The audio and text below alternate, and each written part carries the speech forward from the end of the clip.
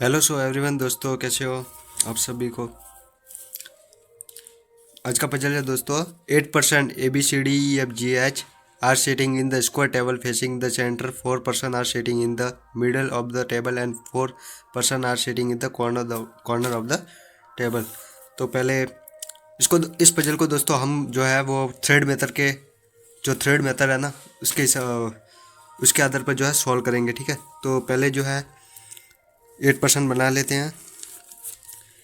1 2 3 4 5 6 7 और ये 8। ठीक है, और सब ऊपर ही देख रहे होंगे 8% है। ठीक है, 1 2 3 4 5। दोस्तों कंडीशन नोट करते हैं। Only 2% are sitting between A and E के बीच में 2% बैठते हैं। E who is seat the middle of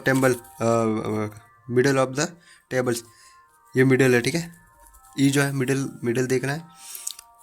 date one who is sits immediate left of E के इमीडिएट लेफ्ट में जो भी बंदा बैठता है वो फेस कर रहा है किससे, जो सी के राइट में बैठा हुआ है। जो सी के राइट में बैठा हुआ है उसको फेस कर रहा है। ठीक है, D is adjacent to neither G and B. D जो है वो जी और डी जो है वो बी के पास में नहीं आना चाहिए। ठीक है,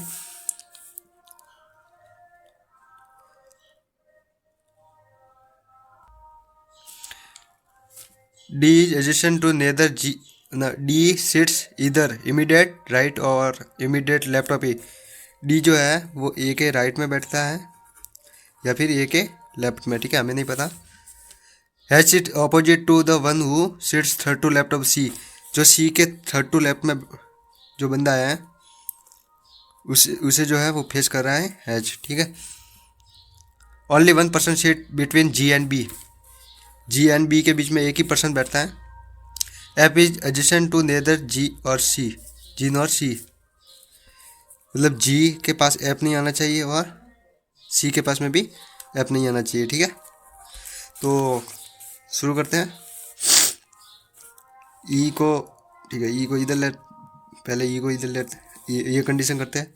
ये रहा हमारा ई।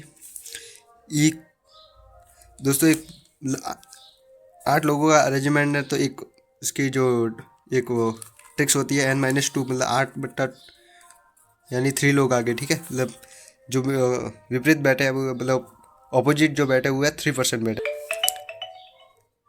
सी के लेफ्ट और मतलब 3 फेस कर रहे हैं ना एक दूसरे को, तो 1 2 3 छोड़ के यहाँ पर ये हो जाएगा पॉइंट, और इसके ये सी के लेफ्ट में बैठा हुआ।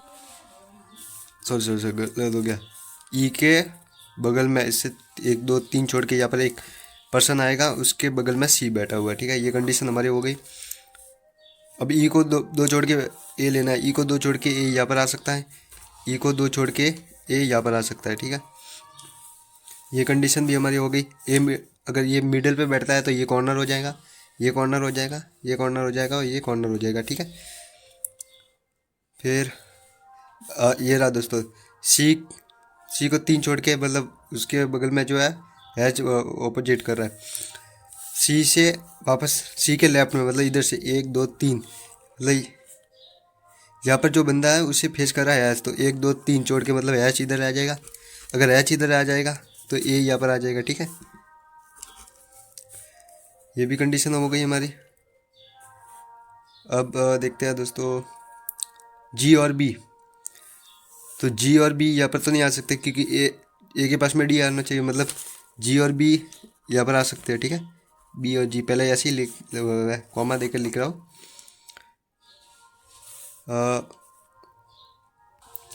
डी जो है वो बी और जी दोनों के बगल में नहीं आ सकता, मतलब डी यहाँ पर आ जाएगा। ठीक है, ये भी कंडीशन हो गई।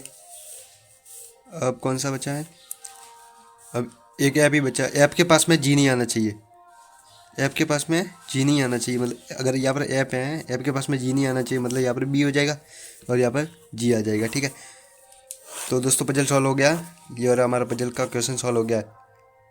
ठीक है, इसका आंसर भी बता देता हूँ। एच, फिर डी, ए, एफ, बी, ई और जी और सी। ठीक है, और कॉर्नर पे कौन कौन बैठा है, एच कॉर्नर पे है, ए बी कॉर्नर पर है, बी कॉर्नर पर है, जी कॉर्नर पर, ठीक है।